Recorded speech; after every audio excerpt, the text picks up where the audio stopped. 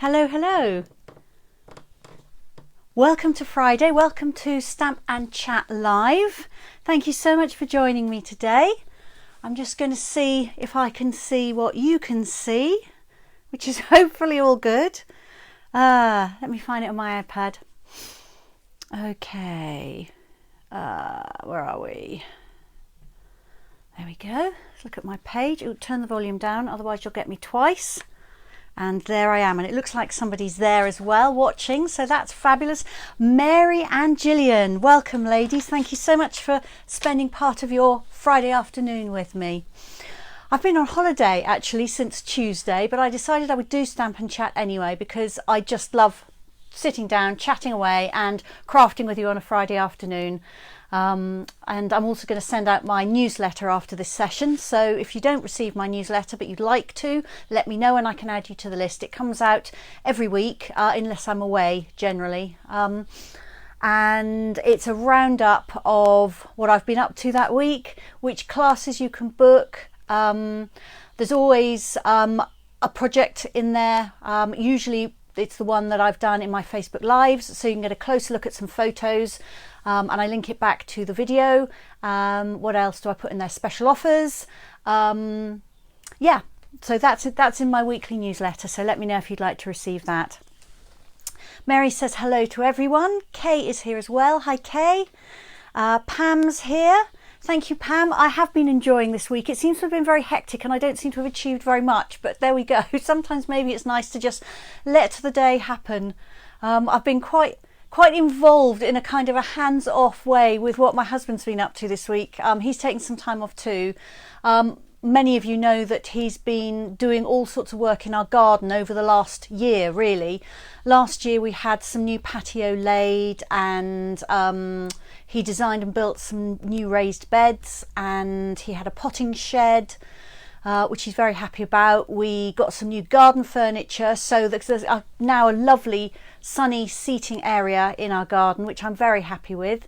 And since then he has expanded our flower beds quite a lot, dug those over, and we've spent quite a lot of time choosing plants. And this morning we spent out there laying the plants out, and then since then he's been out there planting them. So it's taken a lot of my time, although I haven't had to do any of the hard work, which is definitely my kind of gardening.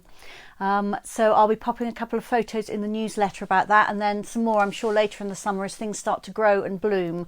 But it's going to be really, really nice. We hadn't done much with that flower bed really since the children were quite small, so that's probably 20 years or so ago. And there were lots of plants in there. You know what plants are like. Some of them do really well and kind of take over, and you end up with half a border that's all daylilies or something like that. So there's been a lot of sorting out done on that, and lots of lovely new plants. I've been allowed to choose some of my very favourite bright coloured plants, which is excellent. And so we were out there this morning talking about where to put them and which colours look good with which. And I'm saying, yes, put the orange next to the pink. That'll be fabulous. And Russell's going, yeah, but what about these nice, gentle blue and lilac ones? So it's quite interesting. We have very different approaches to things, but that's been great. But that's what I've done mostly this week. So what else? Pam says hello to everyone. Hi, Maureen. Nice to have you here. Hi, Lynn. Lovely to see you. And Candy's here as well. Wonderful. That's great. So what have you been up to this week? Has anybody done anything exciting? Booked any holidays? Been on any trips? I actually went shopping this week, which I can't remember the last time I did that, other than to sort of do boring stuff like go to the post office and the bank.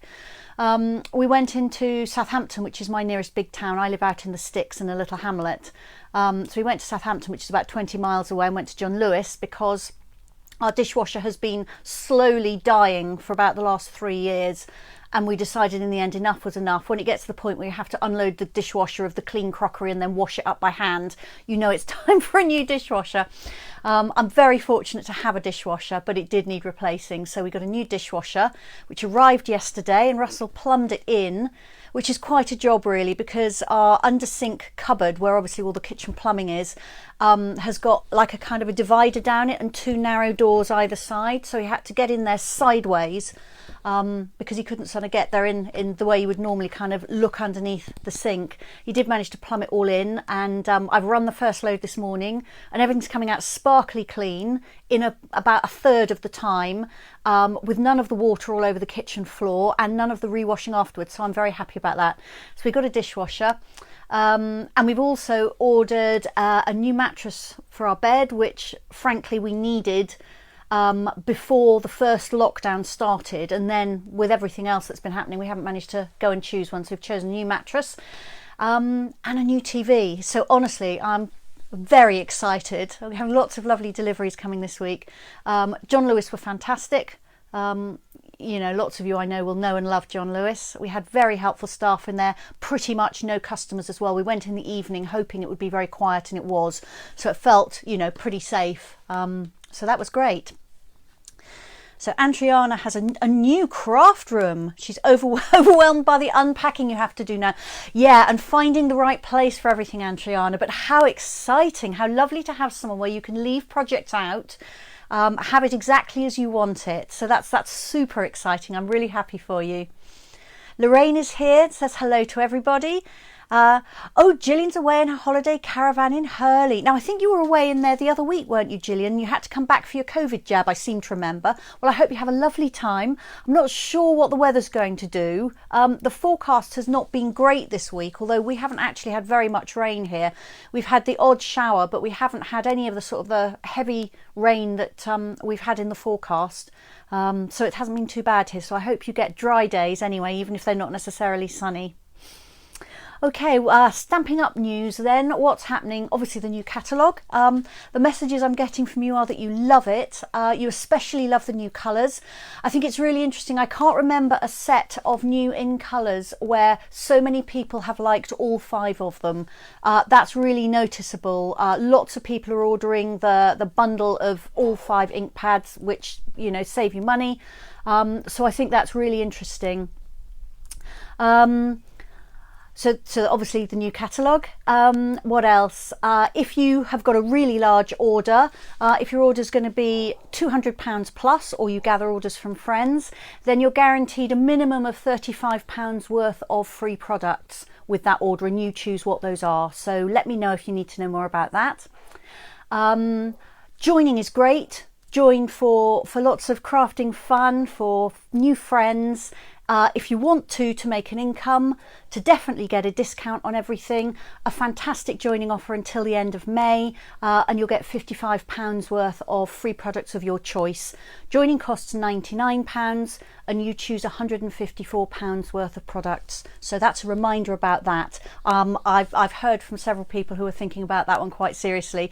When your wish list is really long, it's a fantastic way of getting plenty off it, some of it for free and everything else at a discount afterwards. So yes, I think that's all my reminders for now.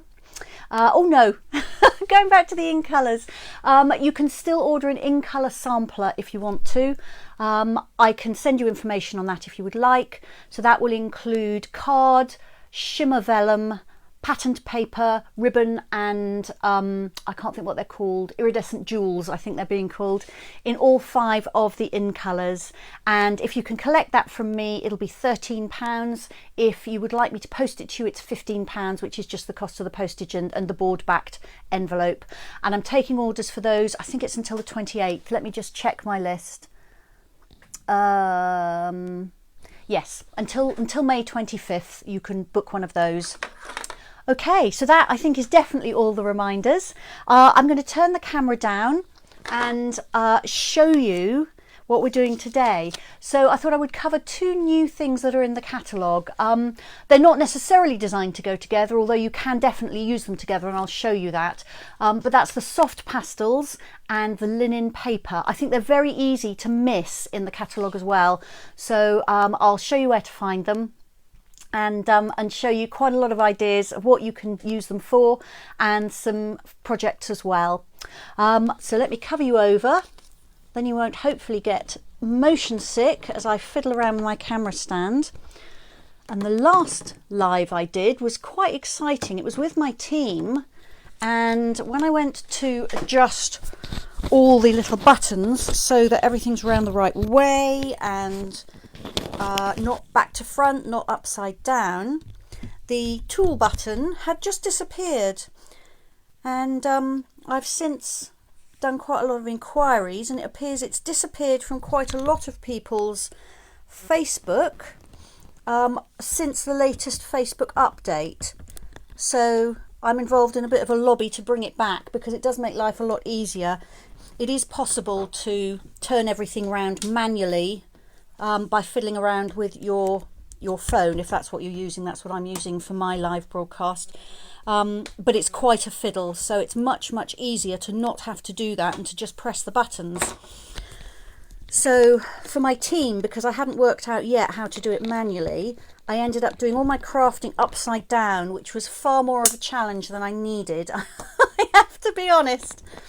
But bizarrely, although that has disappeared from my groups, it is still, at least for the moment, here on my business page. So I'm very much hoping that it will stay there. Okay, so I'll just wait for my iPad to catch up, and then I shall be able to see what you can see and check that it all looks all right. Okay, so you don't need quite that much of the edge of my desk. Let's see if I can move that a little bit. You might want to look away a minute while I'm fiddling around with this. Actually, I'm going to cover you over again just to make it easier. I have to use quite a lot of brute force with my camera stand. It's basically a very thick wire that I bend, so it wobbles an awful lot when I try and adjust it. Let's have a look. Wait for my iPad to catch up again. Is that any better? Okay, let's just twist that slightly. Try and straighten things just a weeny bit. All right, that's probably as much as I'm going to do. I've got the lights on, both the overhead light, which does cast a bit of a shadow, and my extra filming light as well. So there is still a little bit of a shadow, but I'm hoping it's okay. It's got very dark here. All right, so let me pull in some bits and pieces.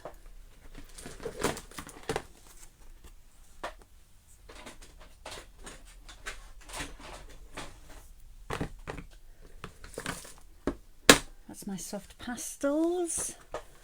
I've got all sorts of goodies here I'm pulling out. You can't see them yet, but you will.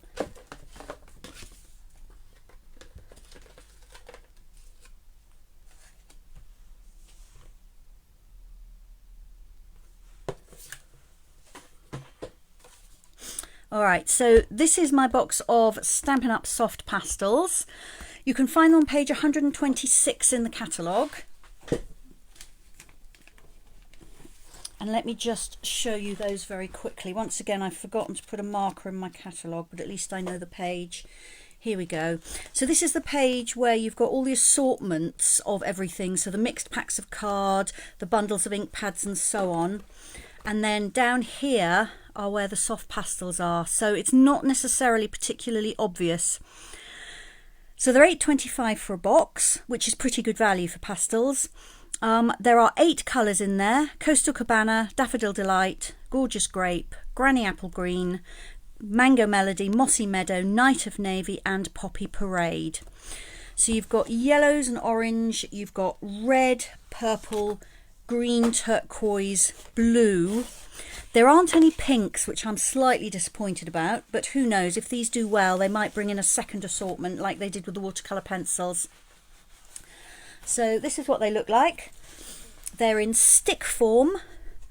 They measure, let me have a look, they're 2.5 inches long, and then they're 1/4 inch across both ways there. So they're like sort of a square. What would we call that? It's a cuboid, isn't it? If I can drag up some of my secondary school maths.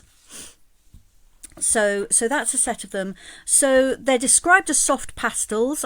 They're a chalk pastel. They're not an oil pastel. I think chalk pastels are much easier to work with than oil pastels. Although they're described as soft pastels, which I think is to indicate that they're the chalky ones, they're not super soft. I know you can get some of these that are really, really soft. These are fairly soft, but they're not really soft. Now that's quite a good thing. It's easier to control the colour, and it also means it makes a lot less mess. Because these are chalky art materials, when you use them they do create some dust, and the softer the pastels the more dust you end up with. So these don't create nearly as much dust as many things. They give you a really matte finish. I should point out that it's just possible, because they are basically compressed chalk colour, that in transit, if the box gets bashed, they may arrive slightly damaged or even broken. Mine haven't, and actually they're incredibly well packed in this really thick foam. I think it would be surprising if they arrived damaged. But on the box it does just say here that due to the nature of pastels, and all pastels are like this, breakage is possible, and Stampin' Up doesn't consider that to be a fault. So I'll just tell you that now. But as I say, they're really, really well packed. They're in this foam, and then they're in a very sturdy box. So I think they will be fine generally. Hi Carol, lovely to have you here. Now there are loads of ways that you can use these. You can use them exactly as they are for colouring or for scribbling. You can then smudge that if you want to. You can apply them with a sponge dauber, with a blending brush, with your finger. You can pick that up from scrap paper and apply it, or you can work straight with a pastel stick, and I'm going to show you all those things in a minute. They work really nicely with ordinary card, linen paper, and I'll show you more about the linen paper later on. They work with watercolour paper, so I'm going to show you a whole array of different ways to use them. So let's just do some scribbling first of all. So I've just got some plain, this is Whisper White. I'm still using up my Whisper White stash. Basic white would work exactly the same. So what shall I take? Let's take the purple one. So here we are, gorgeous grape. So I can just apply it to my card. So you can instantly see, because it's a chalk pastel, you've got this dust appearing. That's fine, you can just blow that off. Or you can use that on your card, so I can actually smudge that in and apply some colour to my card. I can also smudge this colour out. So I can do that with my finger, or I can do it with a sponge dauber, or I could use an ink blending brush to do that. So there we go. Now there is some on my finger, but there's nowhere near as much as there can be with some chalk pastels. As I say, these are not as soft as some, which means they are much cleaner to use. So that's just applying it direct to the paper. You can also apply it to some scrap card. So I'm also almost creating like a little palette here, and then I can pick it up from that and smudge it on. Now you'll get more even colour if you use it this way. I don't know if you can see, let me pick this up a little bit. Hopefully the camera will focus on that. I can't tell until I can see it on my iPad. You can see some very slight scribble marks there. They are only faint, but you don't get those at all if you work with a piece of card as a palette. Because the scribble marks, if you like, are left on your scrap card. And you can also pick that up with a blending brush and apply it. I'm going to do that in a minute, because I've actually got a blending brush I'm going to use with a different colour, which I should have thought of. I've been using greens and blues with my blending brush, so I'm not going to mix purple chalk in with that. But you can apply it, and I'll show you in a minute, with a blending brush just like that. So that's it on just basic white card. Now this card is designed for stamping, so it's super smooth. It's got no tooth to it, if you like. There's no roughness to grab hold of the pastels. If I bring in some watercolour paper and do the same again, you'll instantly see the texture of the watercolour paper there picking up the pastel, and then I smudge it, and it does smudge beautifully, and I get a very textured appearance to my watercolour paper. Again, hopefully you can see that. So that's a very different look to the Whisper White card. It's also picked up much more of the pigment. Can you see how much more intense the colour is? You may have paper for pastels in your stash if you do art of any sort, mixed media art, that kind of thing. So that will work beautifully as well. But the watercolour paper is fabulous. And for this one, I've just been picking it up from my little palette I made and applying it. And again, it's much more intense. When I did the same thing on the Whisper White card, which is this spot here, it's not anything like as intense because you haven't got that same tooth on the Whisper White card. So that shows you those. Now let me show you it on some linen paper. So I'll talk more about what the linen paper is in a minute when I'm really focusing on that, but I will just add some pastels to this now and just show you that you can do exactly the same again. So I can scribble on it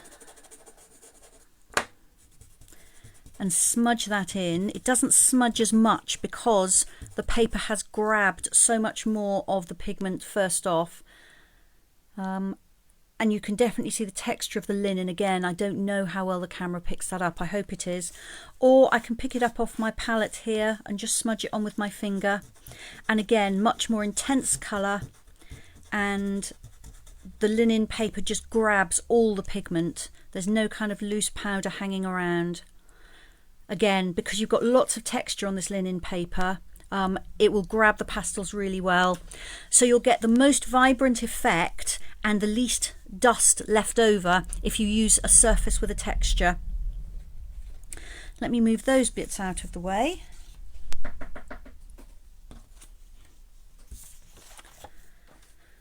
Just brush that purple off there and clean my fingers a little bit.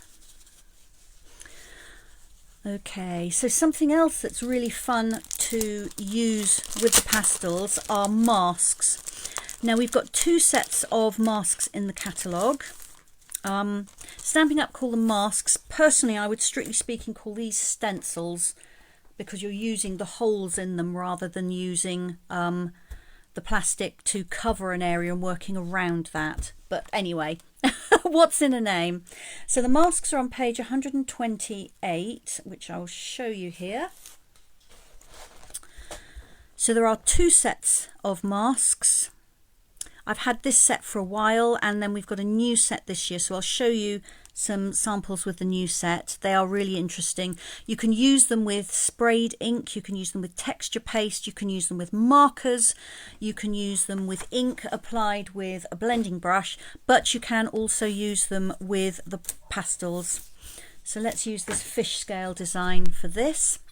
So I'll work on the same surfaces as I did before. And this time I'm going to bring in an ink blending brush. So lots of you I know have got these blending brushes now. So I've got so far just this one, which I've been keeping for the kind of greens, yellows, turquoise colours of the pastels. And I'm going to use my little palette and scribble off some pastel, which I'll then pick up with the brush. I have tried applying the pastel direct to the blending brush, but it doesn't really pick up very much. I've got a better result when I scribble it onto some card.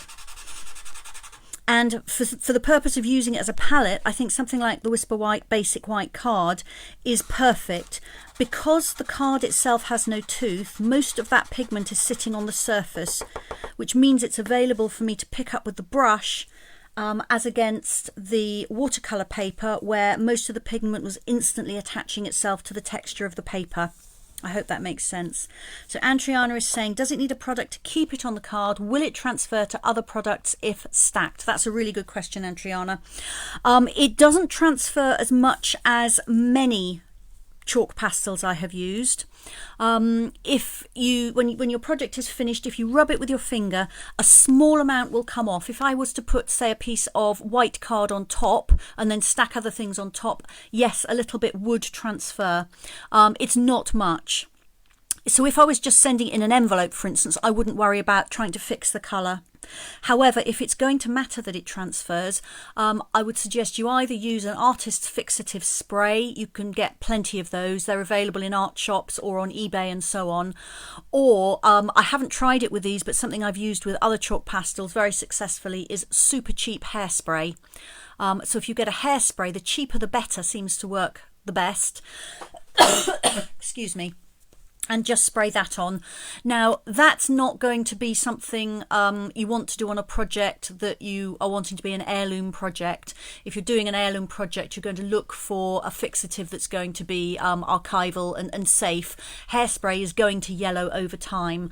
But if you're just making a birthday card, which is only going to be kept for a relatively short time, then I would say cheap hairspray is fantastic. So go to the pound shop and just buy whatever they've got.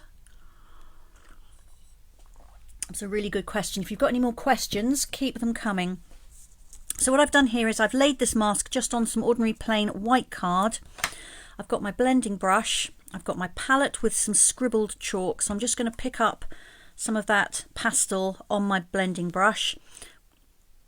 And then I'm just going to work in a circular motion and make sure that I don't move my stencil. I'm going to cough again, I'm sorry.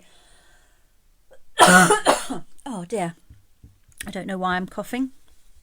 There we go.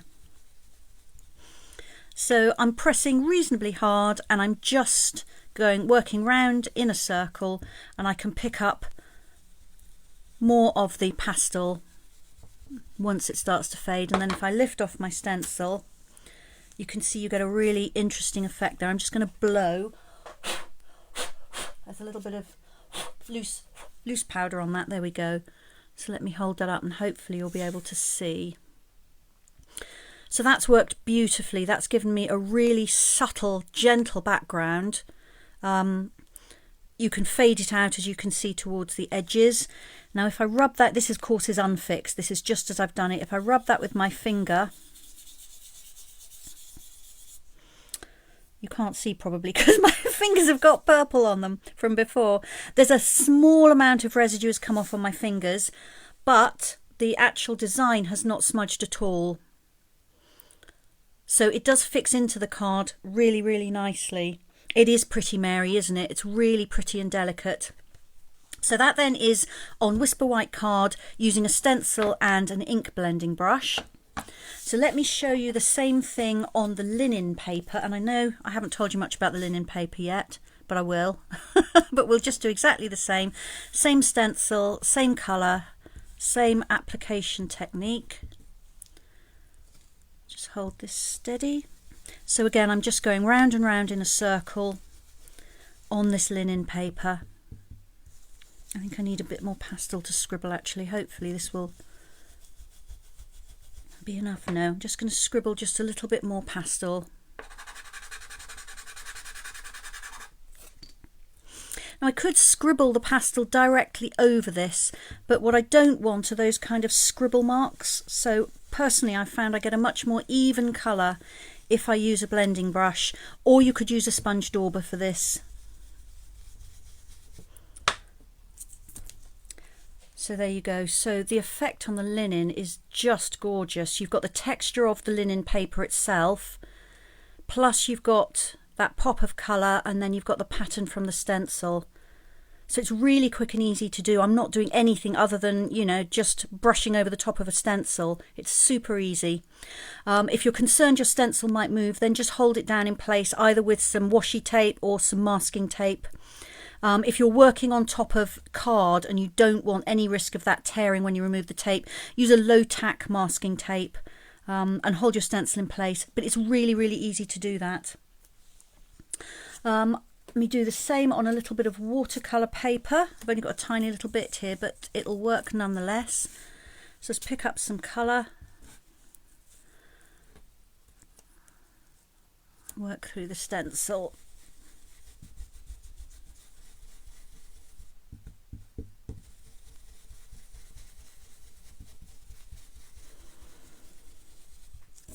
There we go. So again, a similar effect. If I want that colour to be more vibrant, I just put on some more pastel and I just keep applying it until the colour is as intense as I want it to be. It just grabs straight onto the watercolour paper as it did with the linen, so I've really got pretty much no residue here. I don't think there's anything coming off on my fingers when I rub that, because the tooth on the watercolour paper has just grabbed it instantly. So there we go. So that's using a stencil on a variety of different surfaces. It works absolutely beautifully. So can you use pastels with your stamps? Well, I wasn't sure, so I had a play like you do, and the answer is you can. So I'll move those out of the way. I'm going to bring in a stamp set. So I think you get a better result if you use a solid stamp or a mostly solid stamp. So I'm using In Bloom here. I've got one of the flowers. It's photopolymer stamp, so I've got my stamping mat. I've got some ordinary Whisper White card here. Let's just use a different colour. Let's use the Mango Melody. I just scribble my blending brush to make sure there's no green on there. It doesn't absorb very much colour into the brush, so it's quite easy to kind of, I'm just scribbling it on the edge of my grid paper, and that comes off quite easily. So let me just use a clean bit here of white, and again I'm just going to scribble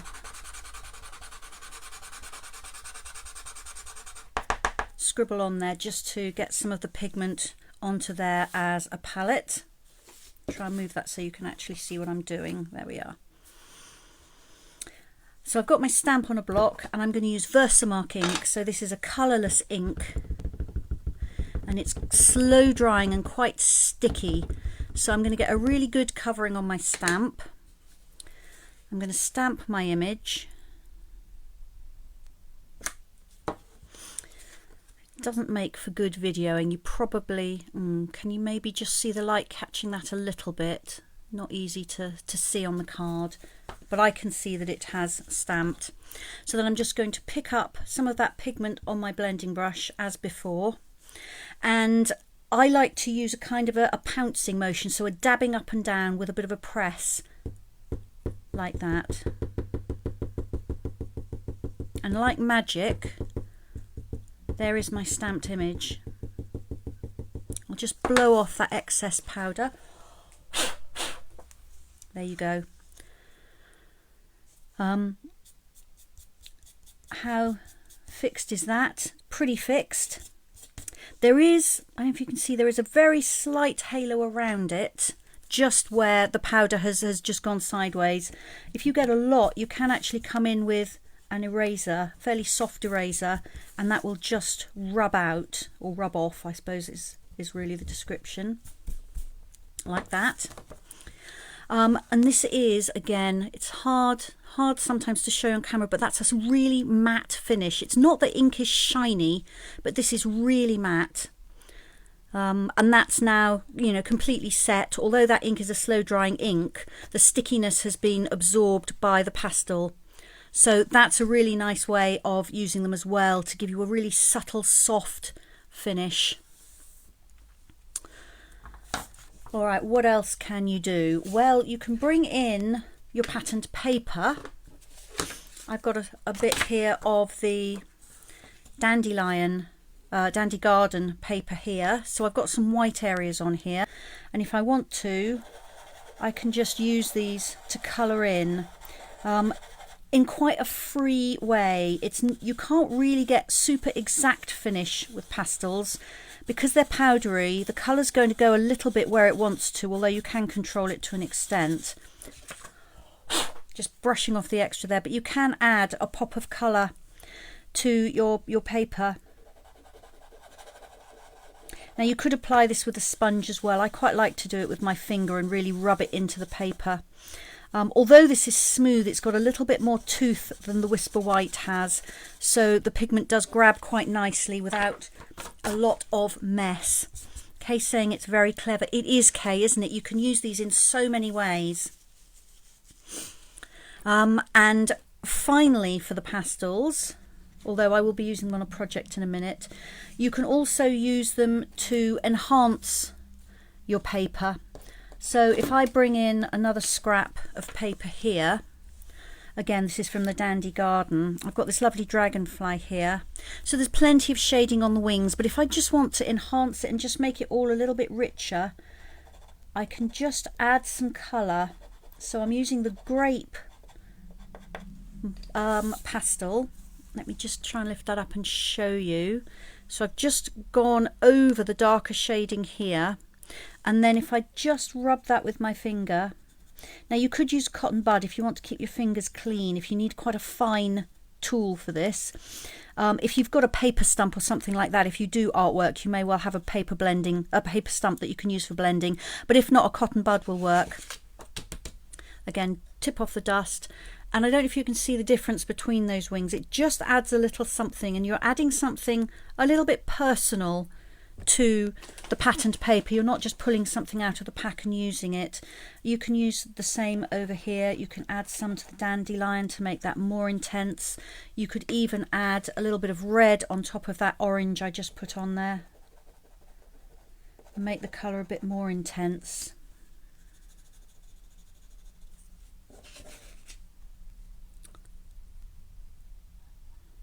And depending on your paper, it might have, you know, even more impact. Let's put a bit of green on as well. So you've got a nice big leaf here.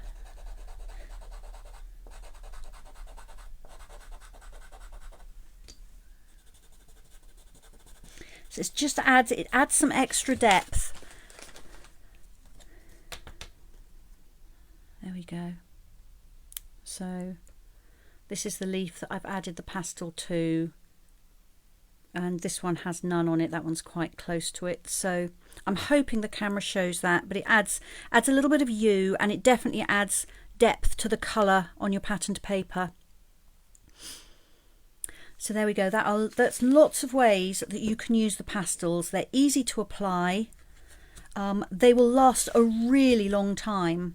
You use hardly anything. They're very, very versatile. You can use them on all kinds of surfaces. So I would say have a play with them. They're brilliant for backgrounds, but you can also make focal points like you can here. You can enhance something that's already coloured. You can get beautiful effects if you use them with stencils. So they are really lovely, and for £8.25 I think they're a fantastic addition to your craft stash. So let me know if you've got any questions about the pastels. What I'm going to do is move on and show you the linen paper. Just clear some of this out of the way.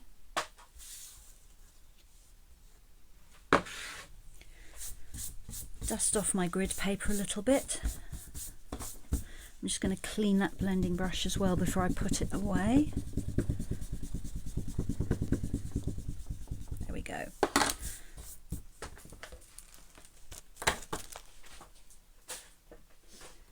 Oh, and I know something else I didn't show you. That's because I had a card to show you. You can also use them to actually colour in your patterned paper. So here I've got a bit of the True Love patterned paper, which is in the January to June mini catalogue. You can colour this with inks, you can colour it with markers, and so on and so forth. What shall we have? Let's have a red flower. So you just kind of colour within the petal, or the area I should say, and then just smudge it out with your pencil. What is this? This is a finger. Smudge it out with a finger. Or you can use something like a cotton bud. If you had a larger area, you could use something like a sponge dauber. Now it's quite hard to stay exactly within the lines, as you can see, because, you know, this is quite a, I was going to say fluid. It's not fluid, obviously it's a powder, but it does spread, this particular medium. But once you cut them out, it all starts to look very neat. And here's one I prepared earlier. Oops, she says, hitting the camera. So different colours. But I've done the whole flower there in the chalk pastel, smudged it with my fingers and cut it out. And then I used one like that to make this card. So both these black and white papers as well as the flowers are from the True Love patterned paper pack, which is still available in that January to June catalogue. And it's very subtle colour.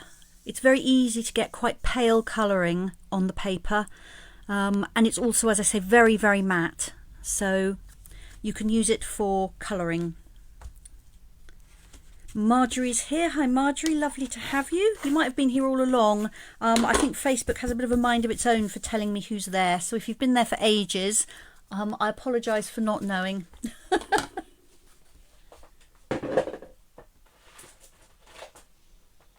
All right, so I'm now going to talk a bit about the linen paper.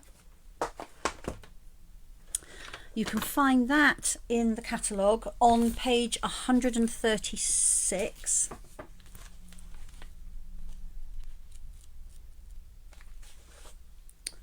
And it's really well hidden. It's here, but it's not a particularly clear photograph. I'm also just going to have to plug my light into the charger.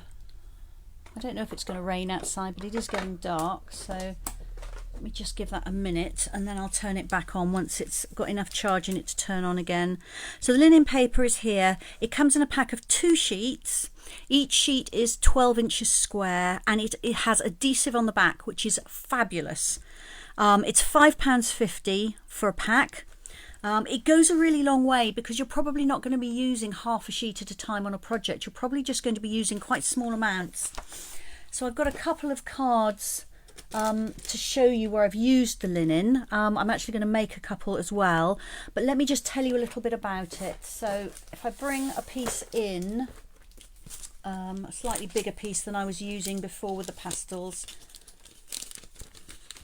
So I've got a piece here that's about 4 by 6 inches, I think.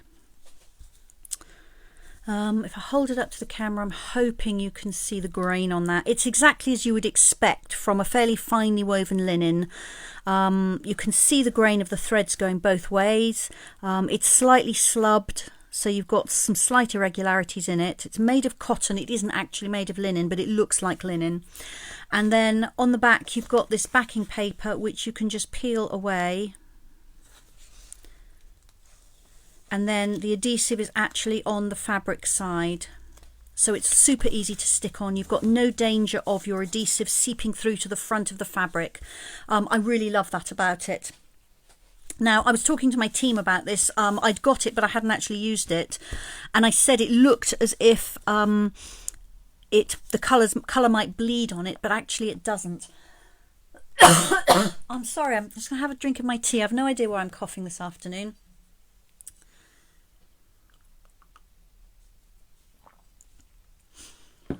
Oh, Marjorie's saying no, she has just got here. Better late than never. Absolutely, Marjorie. Okay, so this does not fray when you cut it, and when you put colour onto it, the colour does not bleed into the threads. I thought that it might, but it doesn't. You can use pretty much any colouring medium on this. I have used pastels on it, which I've shown you a bit already, and I'm going to show you a bit more in a minute. You can stamp on it, again I'm going to show you in a minute. You can use watercolour pencils on it, although I didn't get a good result when I added water, so I think if you just colour them with them as pencils, that's a really, really good use of the pencils. You get lovely smooth colour, but I wouldn't try blending it out. You can use ink with a blender pen, and that will work beautifully on it. I could show you that, couldn't I? There we go. Let's bring in some ink.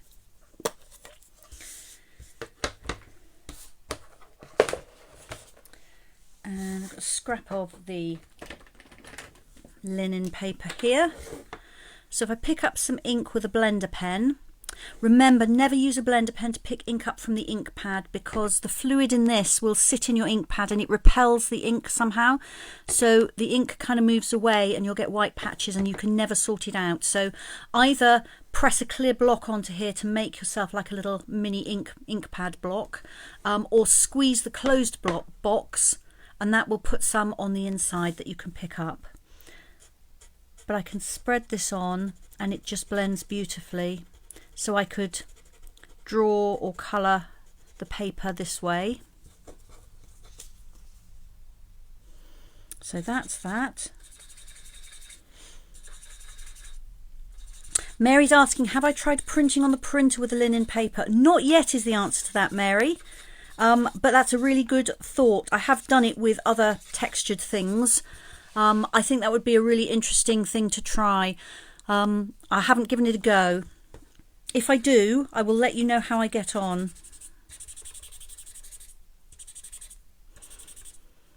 And I know printers are very variable, aren't they? Some printers don't mind different surfaces. Others, you've got to just use copy paper and they won't use anything else. Gillian is saying she has pastels from an art project, so she'll be able to bring those into her cards. Thank you for the inspiration. You are welcome, Gillian. Yeah, have a play on some scrap. Just check how they behave. But I can't see why they won't work in exactly the same way. So that is ink applied with a blender brush. Stamping Blends, the markers are absolutely beautiful on it. They do spread just a little bit more than on card. So if you're colouring it something in, do it conservatively until you see how it blends. I don't know if you can see that ink moving across. Let me lift it up. And I'll try and do a little bit here. Can you see that colour moving? So it bleeds, although it bleeds evenly. It doesn't kind of go up in odd ways, so you get little threads of colour. It does kind of stay in the shape you've coloured it, but it spreads out to at least double the area where you initially applied it. So bear that in mind if you're using Stampin' Blends. Stamping Right markers work really nicely on it too. They also spread. This is a different pink. This is Magenta Madness as against Polished Pink. So let me try and do that so you can watch it happen.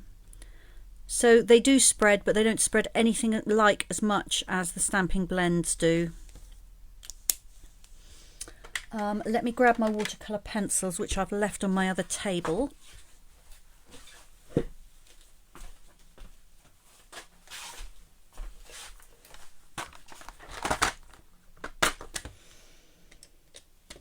Okay, let's use pink again as we're on a bit of a pink.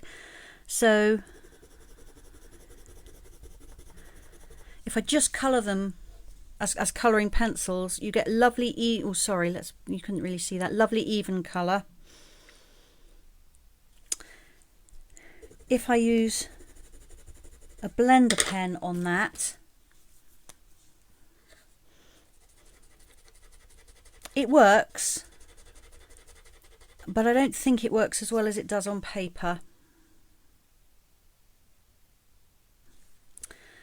And if I scribble some, I'll show you what happens when you add water, and I wasn't happy with that result at all.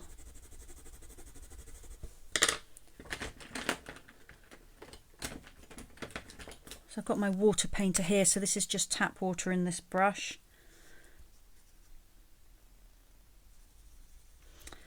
And I just found it very difficult to get an even effect. It spreads a lot, but the linen has already grabbed the colour in the pencil. I don't know if you can see. So that is not blending out in the same way as it does on card or watercolour paper. So there is some spreading of the colour actually beyond the area I coloured in, but with only a small amount of colour. So I'm hoping you can see that. So I wouldn't recommend using a water painter with watercolour pencils on the linen paper.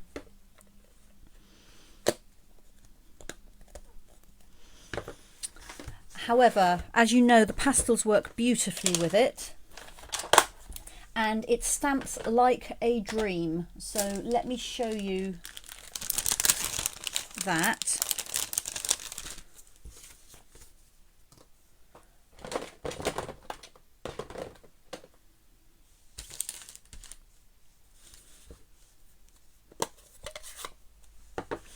So I've got my polished pink here. I've got another stamp from the In Bloom, so it's a solid stamp.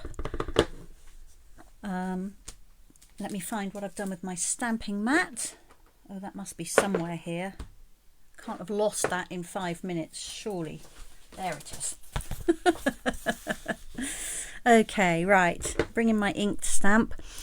I'm going to hold it in place just a little longer than I would normally, just to give the ink a chance to transfer to that uneven surface.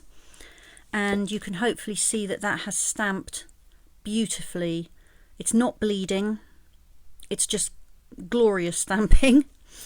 Again, it gives a different effect to stamping on card. Obviously you've got the texture of the linen paper, and It's also a little more matte, I think, and you can cut this out with your scissors. It cuts out beautifully. That cotton does not fray at all. It's really lovely. So it just cut it as if it was paper. It's really easy to cut. It doesn't need any extra pressure to cut. It's just beautiful. I'm an absolute convert to this paper. I'm going to have to order some more.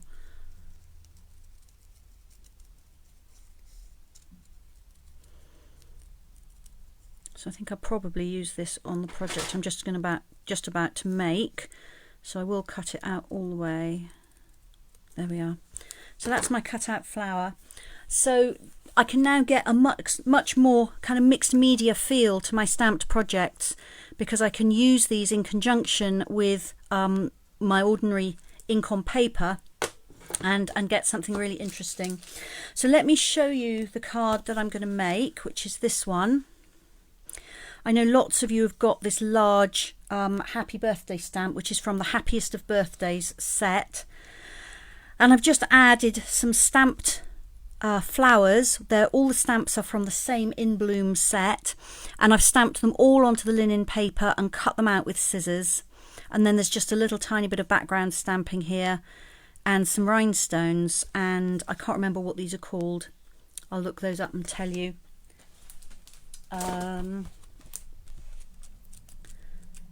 I always think I've written everything down I'm going to need to tell you, and there's always something, isn't there? The Silver and Clear Epoxy Essentials, those are called. They're on the same page as the rhinestones, which is 142. And they're super shiny. So they're not faceted, they're round, and there are various shapes in there. And these are the silver ones. You get a mixture of silver and clear ones. And on the inside, I've just added another flower. So I'll make one of those now and show you just how easy it is to use these. So that's the one I've just stamped and cut out. And then I stamped and cut out several of these flowers. I've used Mango Melody ink, Pale Papaya and Polished Pink. So 2 of the new in colours and 1 old favourite. I have a polished pink card base. Oops, there's another flower lurking inside. And then I've just got Whisper White for the front and the insert. So I'm going to start with stamping my large birthday stamp.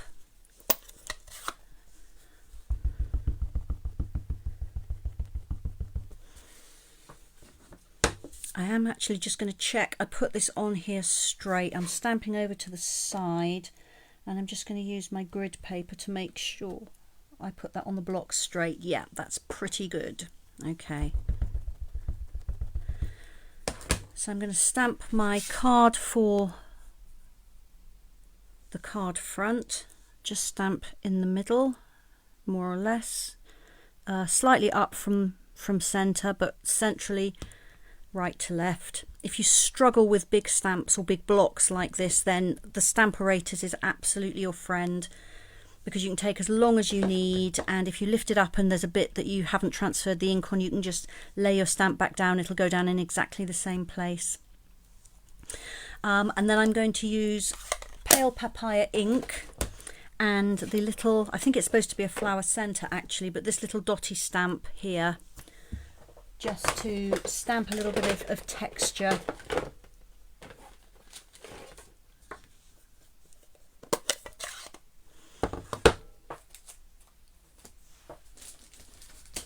Put my stamping mat underneath because I'm now using a photopolymer stamp.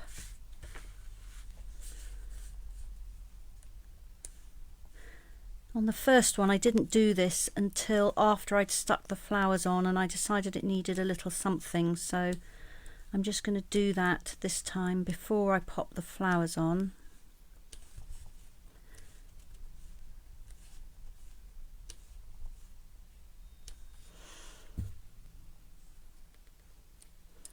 Okay, so let me put a flower up the top there. Use this pink one, so all I need to do is to just peel off the backing, and then I've got a sticky fabric piece that I can just pop in place like that. That's going over the edges, so I'm just going to trim off on the back. And again, it cuts really, really easily. There we go, so that's that piece. Then down at the bottom here, I've just put a fingerprint, so I'm going to put that first stamped image straight on top of my fingerprint. Hide that nicely. I don't need to stamp this whole area because a lot of it's going to be covered up with the flowers. So I'm just trying to kind of put them where I think there will be gaps. I had to do quite a lot of masking on the previous card because I'd stuck down the flowers first and then decided that I wanted this kind of texture in the background.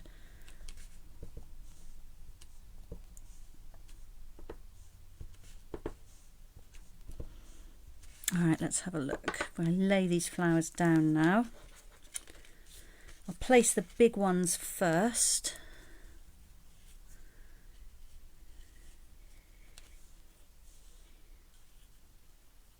Something like that. So I think I need a couple more bits there.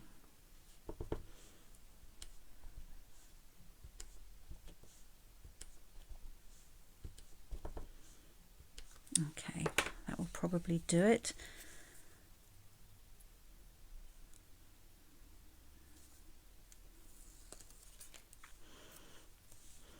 These do peel off the backing very easily, and the fabric doesn't seem to stretch as you peel off the backing. So it's very easy to handle.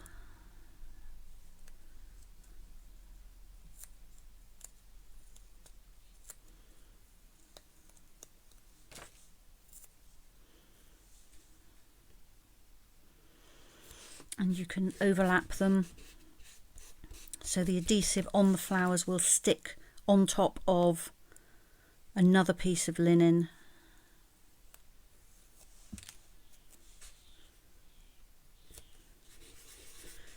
I'll just pop these little ones scattered around.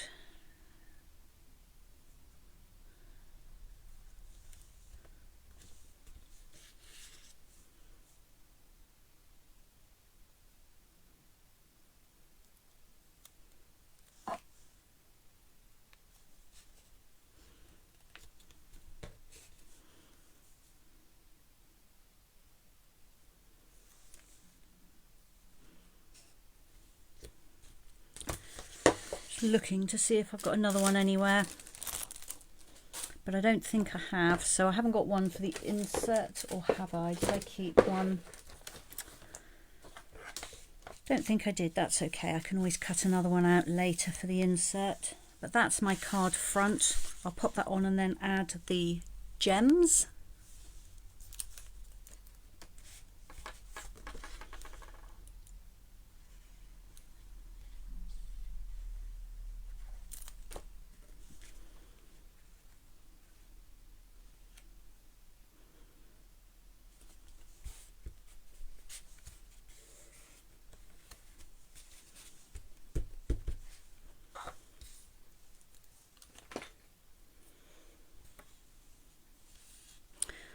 I know what I've done, it's because I added an extra flower down here, but that's okay.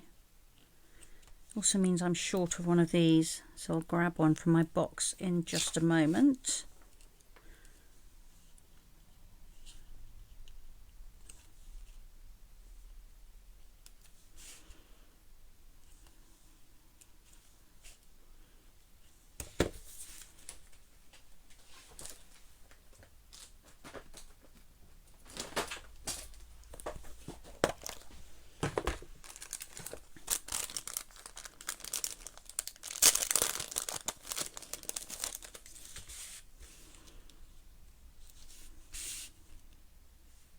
There we go.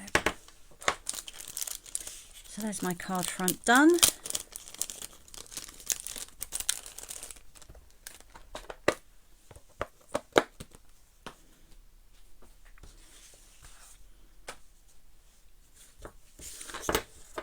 I'll stamp my insert.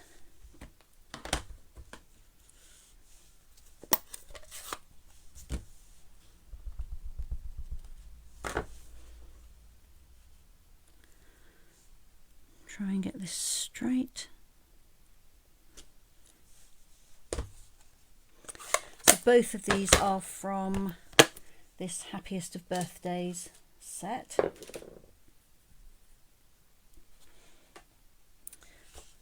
And I just need a flower for on here.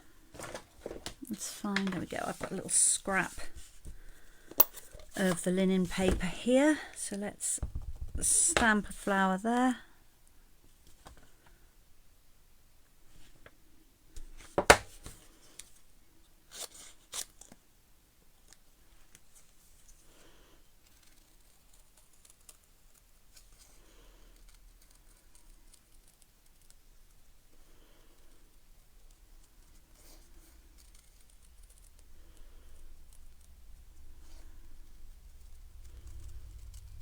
Feels really nice cutting through this. It's a very satisfying sensation somehow.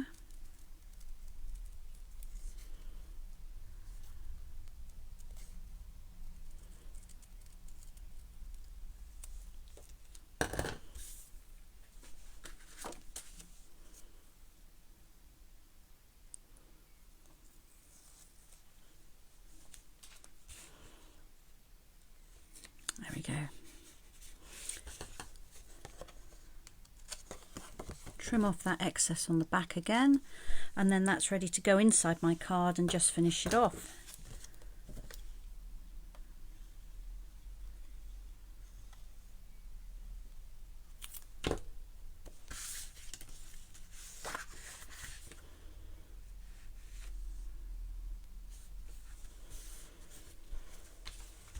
So that is my completed card with the stamped linen paper. A mixed media card, so you can feel very clever. So there are those to have a look at. Oh, okay, Antriana, good luck with your school pickup. I remember those days. I hope you enjoy the rest when you watch it later on. So Marjorie loves the colours. Yeah, I do love pink and orange together, Marjorie. I know it breaks all kinds of rules if you sort of grew up, you know, in certain years. You weren't supposed to put clashing colours together, but I love it. I'm glad you like it, Pam. More items you need to add to your next order. Yeah, they don't break the bank though. That's what's really nice about this linen paper. $5.50 a pack, and it goes a really long way. You can see that I've only used very small amounts for these cards. Okay, so I'm just going to shut my ink pads and move things out of the way a little bit. And I've just got one more card to show you. We're obviously going to be more than an hour today, but if you have to go, I quite understand. You can always watch the rest on catch up, because it'll be sitting here for you to watch. Or you can hop over to my YouTube channel and watch it there. So I've talked about cutting out with scissors. What I haven't done is talk about cutting the linen paper out using dies, and I did wonder if this would work.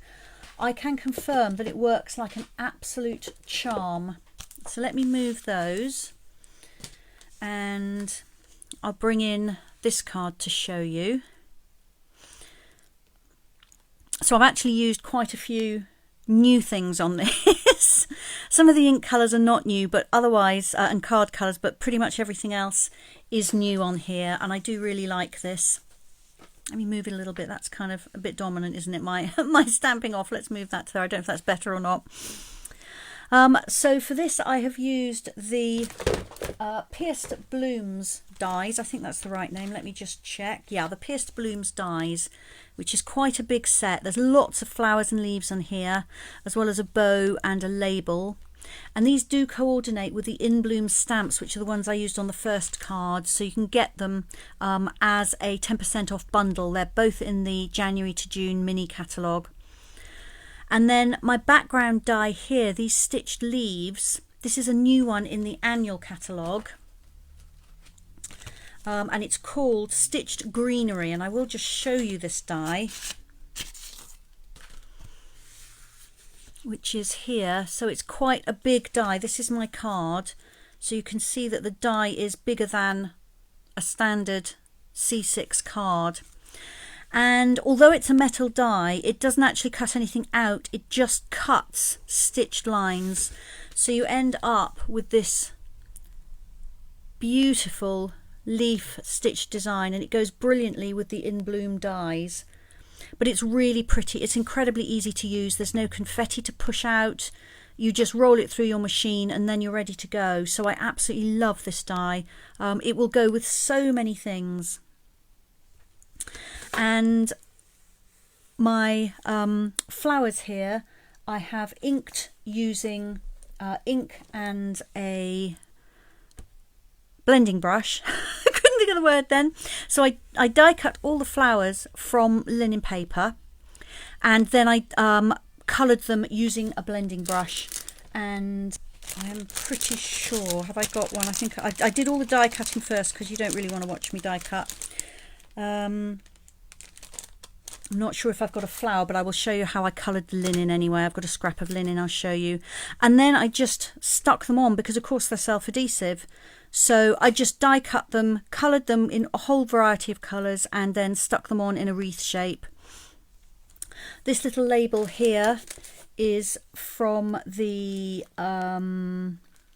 hydrangea set. And what else is there? So some of the new in colour ribbon here. So I think that kind of talks you through all of that. Hi Sandy. Sandy had to go and collect her new apricot espalier tree, and you're going to catch up with what you've missed tomorrow. Lovely. That sounds very exciting, Sandy. I love fresh apricots. I don't like tinned apricots, but I do like fresh apricots. So that sounds very exciting. I hope it fruits well for you. Okay, the words here are from the Pansy Patch stamp. So I've used a few different new things on here. Let me make a little bit of space, put a few things out of the way, and then I'll get on and make another version of this card. So I'm going to move that mat from underneath there. Bring in all my bits and pieces. So I've got lots of coloured and die cut pieces here.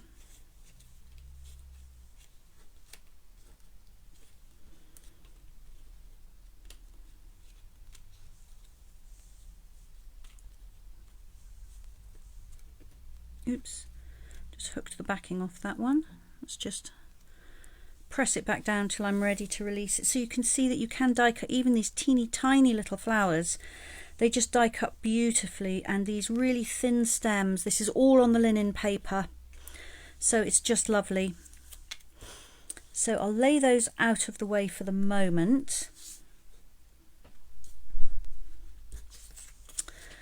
So I've got a scrap of linen paper here, so you could colour it first using ink and then die cut it, or you can do what I did, which was I die cut it first and then I only coloured the actual die cuts itself.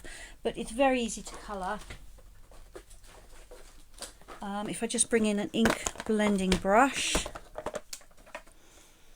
I've got my Calypso Coral ink here, so I'll just pick up some ink, just work it on my grid paper just to make sure I don't end up with an inky blob, and then I just work round in a circle and colour the paper. It colours beautifully, as you can see, so I can make that as intense as I want.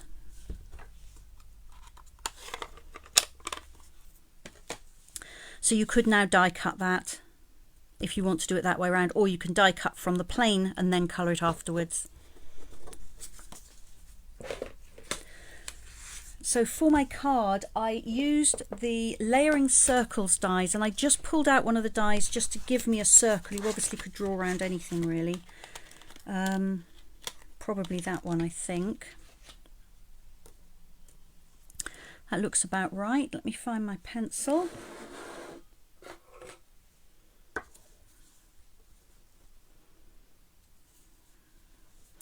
And this is just to give me a circle to work to for my wreath.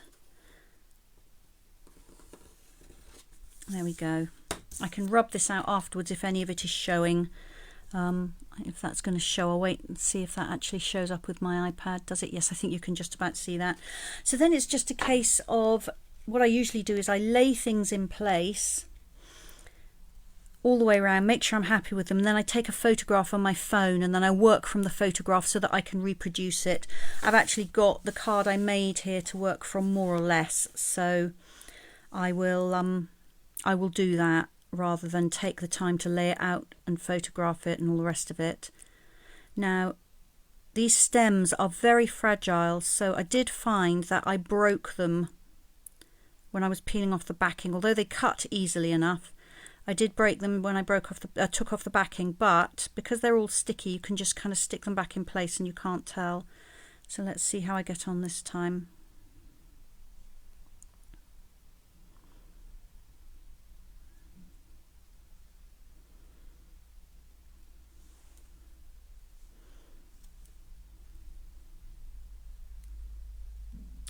Okay, so these are a little bit fiddly. I think this is probably going to pull apart, but we'll see. There we go. So I'm just going to start layering up on my guideline, more or less, and it is just a guideline. Doesn't really matter if it doesn't follow exactly. And that one has broken off, so that's okay. Let's just add that on.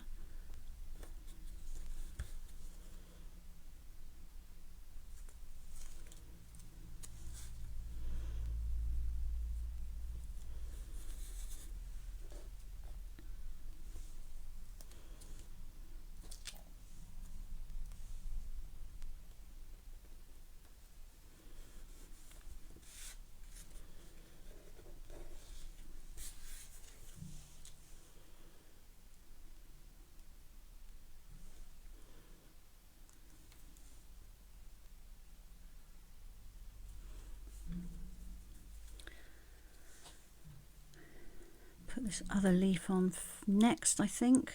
Yeah, I've dropped. There we go. Just pulled off the stem, but that's okay. Stick that down, and then I'll just join the leaves and the rest of it onto it.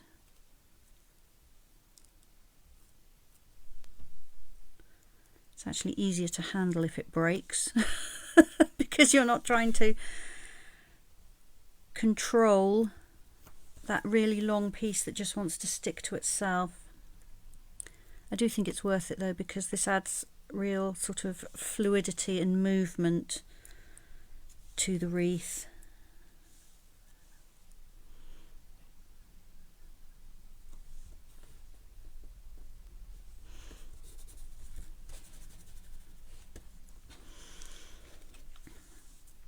So when I put these down, I tend to oh, excuse me, goodness me. I'll place a leaf and think about where my other leaf is going to go.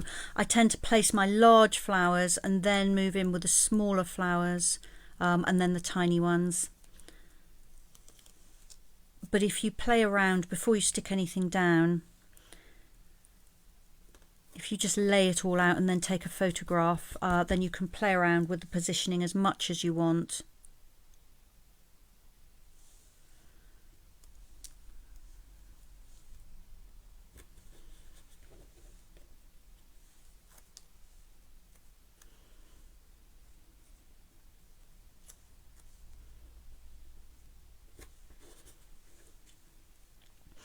And then I can just kind of fill in the gaps.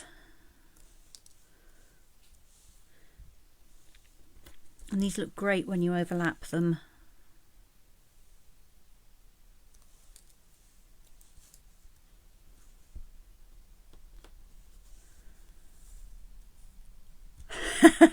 Pam's saying she's pleased to see the stitched leaf die, and yes, I now need it.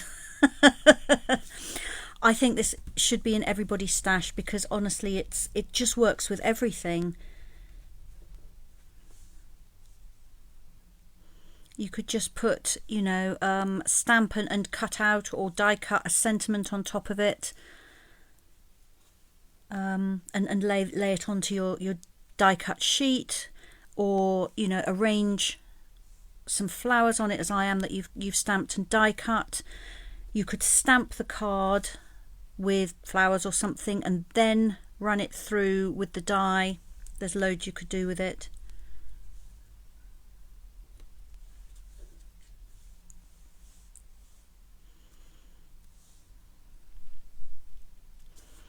I know where to pop this one. There, I think. And then one more of these little pink ones. Can go up there. And then I've got a couple of die cut flower centers for the bigger flowers. There we go. So that's my flower wreath. I'm just going to get rid of all this backing paper.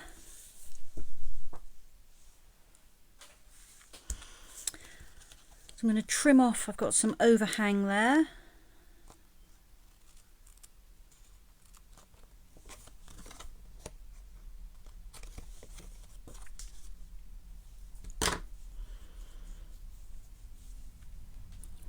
Now I can layer that up.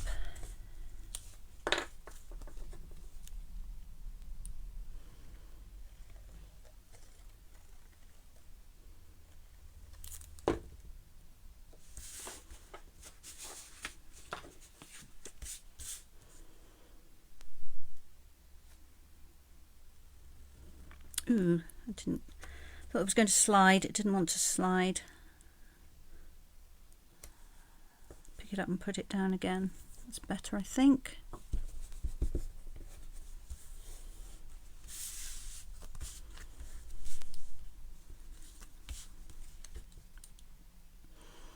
I need your help in choosing the colour of my bow in a moment. I've tied 2 bows. I'm not sure which colour is going to look best, so you'll have to tell me. Mary's asking, is there a set of ribbon for the new colours? Not that you can buy as a set, Mary, but all the new colours are available in this kind of ribbon here, but you just buy 1 reel of each. In my in colour sampler that I'm putting together, then I'm doing 1 metre of each colour in with the sampler, so you can obviously order that from me if you want, but you'll get the card and everything else in with that. But otherwise you just order it by the reel, which is 1 colour. If you've got a friend, you could order, you could order some and they could order some. I don't mean if you've got a friend, I know you've got friends. If you've got a friend who would also like the ribbon, then you could have sort of half a reel each. You could do it that way. Okay, ladies, so this is fresh freesia. So do I want that one or do I want pale papaya? Let me know. I'm going to stamp the words while you type in what you think. Put them both there and you can tell me what you think.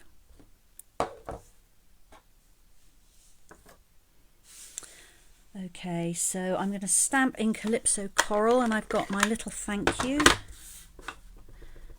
And I've got a little die cut. I'm going to have to move it down. It's probably going off the camera. I'm sorry. Otherwise, I haven't got a hope of getting it in the right place. Oh, that's not very good either, is it? Let's try again.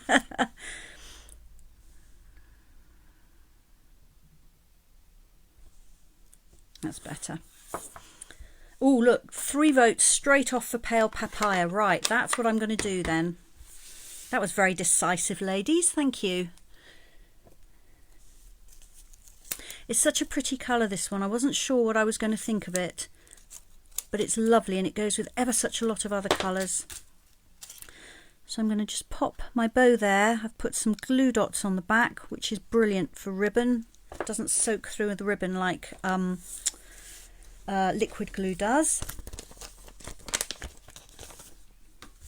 And then I'll pop this up on some dimensionals.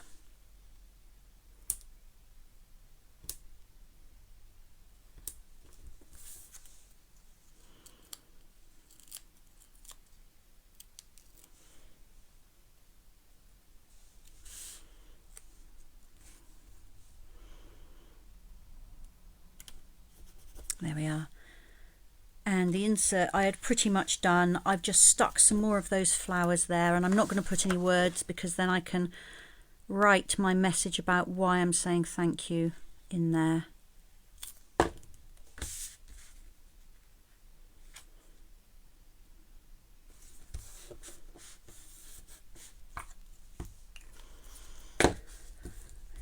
there is my completed card. So very quick and easy to put together. Once you've coloured and die cut your flowers, and you could do a whole load in a batch, you could, you know, cut up your linen paper, ink each piece of linen paper with a single colour, die cut, and then you'd have a whole variety of flowers, and then you can just use them when you're ready to make your card. That would be a speedy way of doing it. So there's my original. So 2 cards, the same but different. Let's move those up a little bit for you. There you are. And then I'll bring in the other card I made. Let's take that one away. That was the one I made earlier.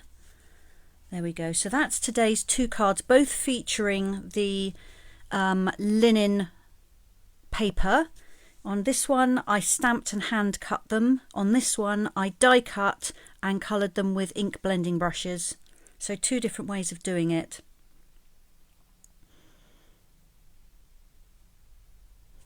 Right, well that is everything I had planned for you today. We've covered quite a lot of ground. If you haven't been taking notes but need to try and remember what I said, of course you can go back and just replay it. For now I am going to cover this over and then just turn the camera back up and say a final goodbye to you. I haven't decided yet what I'm doing next week, I'm afraid, but I will pop it on Facebook as an event as and when I've decided. So have a look next week, and there should be something on there to tell you what I'll be doing this time next week. Thank you, Kay and Lorraine. I'm really glad you enjoyed the session. Thank you to everybody who's joined me today. Do take a look at those soft pastels and the linen paper. They'll really add ever such a lot to your crafting at not a very big expense. So I just think they're fantastic. I'll look forward to seeing you next weekend. Have a next week, sorry, on Friday, same time, 2 o'clock. Have a lovely weekend and take care of yourselves. Bye-bye.